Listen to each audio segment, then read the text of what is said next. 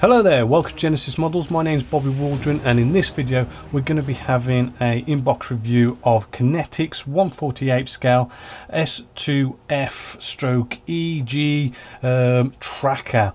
Nice little aircraft here for some nice aircraft carriers. Now just having a look inside here by Kinetics. Now this is a release that was released in 2011, so it's quite a new-ish tool.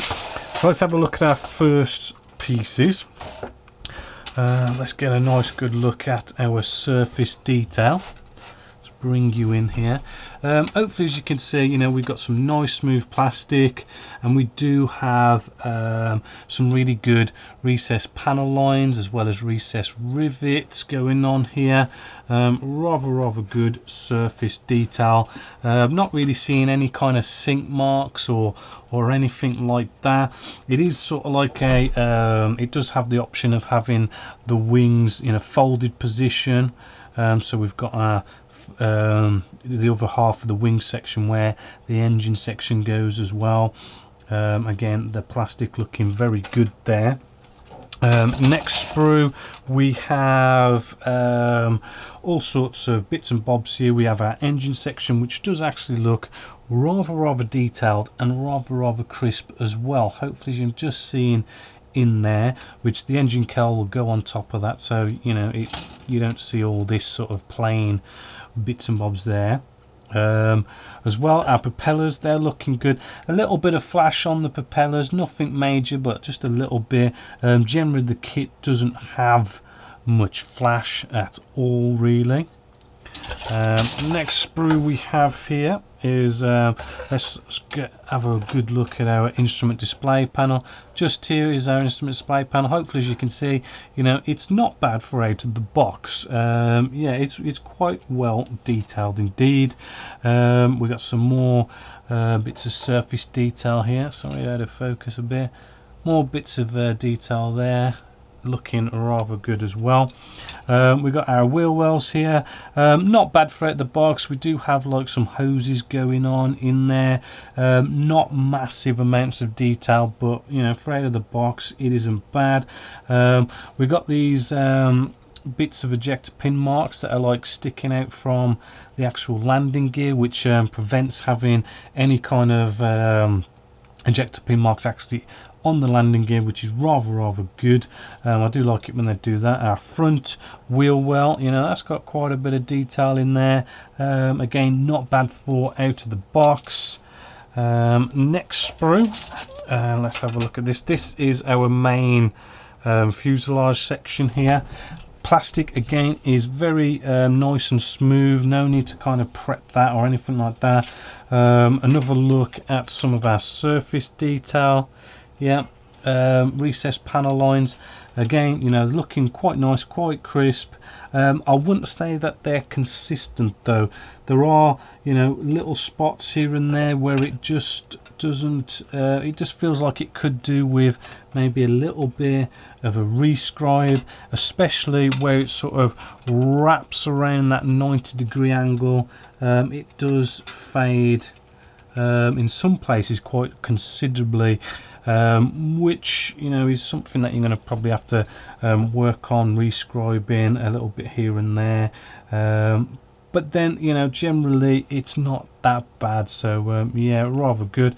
Inside, not much detail going on inside of here, but I do believe the, you know, the cockpit will build up into sort of like a bigger picture. Moving along, we've got two identical sprues. On these we have some torpedoes, and we've got a few little bits and bobs, which here is our seat, which is looking immensely plain, to be honest with you. I mean, it really could do with a livening up there, so probably some scratch building is probably needed there. And as for all the other little bits on here, you know, looking very good. As I say, the flash is very minimal. And then we come to our last sprue, which has got some more of our landing gear. Let's just turn this over, see if there's any ejector pin marks.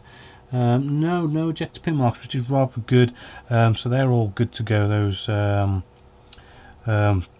landing gear there. We've got a wheel well door here, which has got some nice rivet detail actually on the inside. Hopefully you're just seeing there. So yeah, you know, the sprues are looking rather good. Nice above average kit. Looking at the canopies as well, the canopies are looking very nice and shiny, very crisp. I'm not really seeing any problems, except for there is a little bit of some scuff marks just on the top of these two pieces here, which is basically down to the pieces rubbing in the box. But you know, you could probably polish them out. Well, you should be able to polish them out, not that difficultly. So you know, not the end of the world. Then we have our decals, which does state that they are printed by cartographer, made in Italy. So we know these are like the best decals in the world, pretty much ish. And looking at this, I mean, the small print does almost look readable. You know, everything's in registry, the colors are nice and sharp, really good.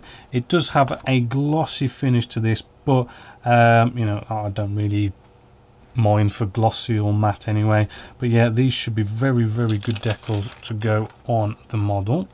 Moving along, we have some Deckle Instructions.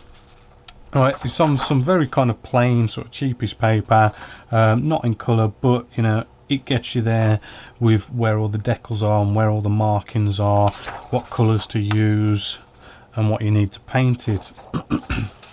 Moving on to the instructions, you know, again, same kind of paper quality, not that brilliant, but we do have colour callouts for what is the hobby colour range. Sorry, the Mr. Colour range. Then inside here, basic build with this kit is going to be you know, the usual two halves of the fuselage coming together, not very difficult at all. Engines, they look quite easy to go together as well. It just kind of gets a bit tricky when you get to the whole what is it, the folding wings. As you can see, this is the first half of the wings. They go together like a normal kind of construction of any aircraft, really. But when you get to about here, you get these sort of, it's almost like they've, I don't know, it's like the whole instructions is looking and printed in one style, and then you get to the folded wings and then you've got this different style of printing, and I don't think it looks as clear as you'd want it to be. So this might be a little bit tricky. I don't know, maybe it's not so hard when you actually get there, but I don't think it's as clear as it could be.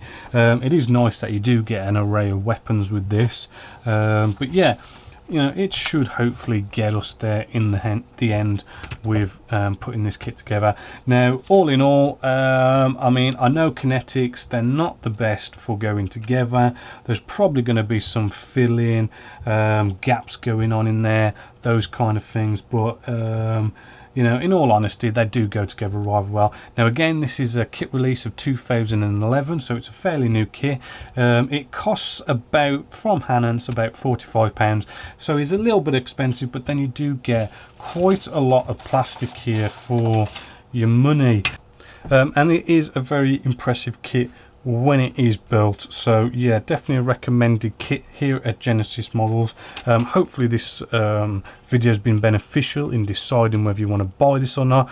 Just a quick pointer that Atelier does do one of these, and it is exactly the same kit. Basically Atelier has reboxed this Kinetic kit, so just throwing that note in there. You can get the Atelier kit if you want, which I do believe is cheaper, so you might want to go down that route. But hopefully, yeah, it's all been good for you, this video. So until next time, my name's Bobby Waldron, this is Genesis Models, and I hope you've enjoyed.